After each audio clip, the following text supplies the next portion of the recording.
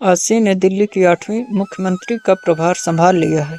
इस अवसर पर उन्होंने रामायण का जिक्र किया है और अरविंद केजरीवाल को राम बता दिया। आज आम आदमी पार्टी आप की नेता आतिशी ने सोमवार को दिल्ली की 8वीं मुख्यमंत्री का प्रभार संभाल लिया है। उन्होंने शनिवार को मुख्यमंत्री पद की शपथ ली थी।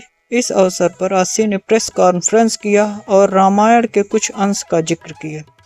उन्होंने कहा कि जिस तरह भरत जी ने खड़ाऊ रखकर सिंहासन संभाला था, ठीक उसी तरह मैं सीएम की कुर्सी संभाल रही हूँ। इस दौरान उनके बगल में एक खाली कुर्सी भी दिखी। उन्होंने कहा कि यह कुर्सी केजरीवाल की वापसी तक इसी कमरे में रखी रहेगी। कुर्सी को केजरीवाल का इंतजार रहेगा।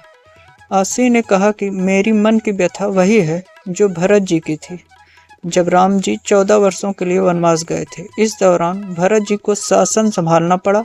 जिस तरह भरत जी ने खड़ाऊ रखकर शासन संभाला, उसी तरह आने वाले 4 महीनों के लिए मैं दिल्ली सरकार चलाऊंगी। बीजेपी पर हमला करते हुए उन्होंने कहा कि वे अरविंद केजरीवाल पर कीचड़ उछालने में कोई कोर कसर नहीं छोड़ रहे हैं। अरविंद केजरीवाल कह चुके हैं कि जब तक दिल्ली वाले उनकी ईमानदारी साबित नहीं करते, वो कुर्सी पर नहीं बैठेंगे। दिल्ली के लोग दोबारा केजरीवाल को मुख्यमंत्री की कुर्सी पर बैठाएंगे। अब दिल्ली विधानसभा सत्र 26 और 27 सितंबर को आयोजित की जाएगी। आतिशी ने केजरीवाल सरकार में उनके पास रहे 13 विभागों का प्रभार अपने पास रखा है, जिसमें शिक्षा, राजस्व, वित्त, बिजली और पीडब्ल्यूडी शामिल है। उन्होंने प्रभार संभालने के बाद कहा कि अरविंद केजरीवाल ने इस्तीफा देकर राजनीति में गरिमा की मिसाल कायम की है। बीजेपी ने उनकी छवि बिगाड़ने में कोई कोर कसर नहीं छोड़ी। नए मंत्रिमंडल में आतिशी के बाद सबसे अधिक 8 विभाग सौरभ भारद्वाज के पास हैं, जिनमें स्वास्थ्य, पर्यटन, कला और संस्कृत शामिल है। मंत्रिमंडल में पहली बार शामिल हुए मुकेश अहलावत के पास श्रम, अनुसूचित जाति व अनुसूचित जनजाति, रोजगार और भूमि व भवन विभाग है। गोपाल राय को विकास, सामान्य प्रशासन, पर्यावरण और वन विभाग दिया गया है, जो उनके पास केजरीवाल सरकार में पहले भी थे। परिवहन, गृह, प्रशासनिक सुधार, महिला एवं बाल विकास विभाग कैलाश गहलोत के पास बरकरार है।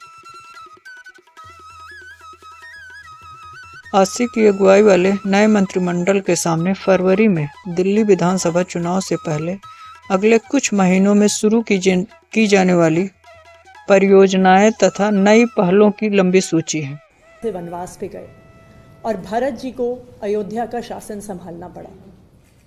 जिस तरह भरत जी ने 14 साल तक भगवान श्री राम की खड़ाऊ रखकर अयोध्या का शासन संभाला, उसी तरह से आने वाले 4 महीने के लिए मैं दिल्ली सरकार चलाऊंगी। भगवान श्री राम ने अपने पिताजी द्वारा दिए गए एक वचन को निभाने के लिए 14 साल का वनवास स्वीकार किया। इसीलिए हम भगवान श्री राम को मर्यादा पुरुषोत्तम कहते हैं। उनकी जिंदगी हम सब के लिए मर्यादा और नैतिकता की एक मिसाल है। बिल्कुल उसी तरह अरविंद केजरीवाल जी ने इस देश की राजनीति में मर्यादा और नैतिकता की एक मिसाल कायम की है। पिछले 2 साल से भारतीय जनता पार्टी ने अरविंद केजरीवाल जी पर कीचड़ उछालने में कोई भी कसर नहीं छोड़ी। उन पर झूठे मुकदमे लगाए, उनको गिरफ्तार किया, उनको 6 महीने तक जेल में रखा। जब अरविंद केजरीवाल जी को सुप्रीम कोर्ट ने जमानत दी तो उन्होंने कहा कि अरविंद केजरीवाल जी की गिरफ्तारी एक दुर्भावना के तहत हुई है। शायद कोई भी और नेता होता तो मुख्यमंत्री की कुर्सी पर बैठने से पहले 2 मिनट भी नहीं सोचता, लेकिन अरविंद केजरीवाल जी ने कहा कि मैं तब तक मुख्यमंत्री की इस कुर्सी पर नहीं बैठूंगा जब तक दिल्ली के लोग उनकी ईमानदारी पर भरोसा नहीं दिखाते। और उन्होंने मुख्यमंत्री पद से इस्तीफा दे दिया।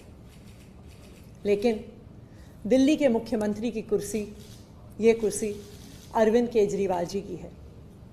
मुझे पूरा भरोसा है कि फरवरी में 4 महीने में जो आने वाले चुनाव हैं, दिल्ली के लोग अपने प्यार के साथ, अपने आशीर्वाद के साथ, अपने भरोसे के साथ फिर से अरविंद केजरीवाल जी को मुख्यमंत्री की कुर्सी पर बैठाएंगे।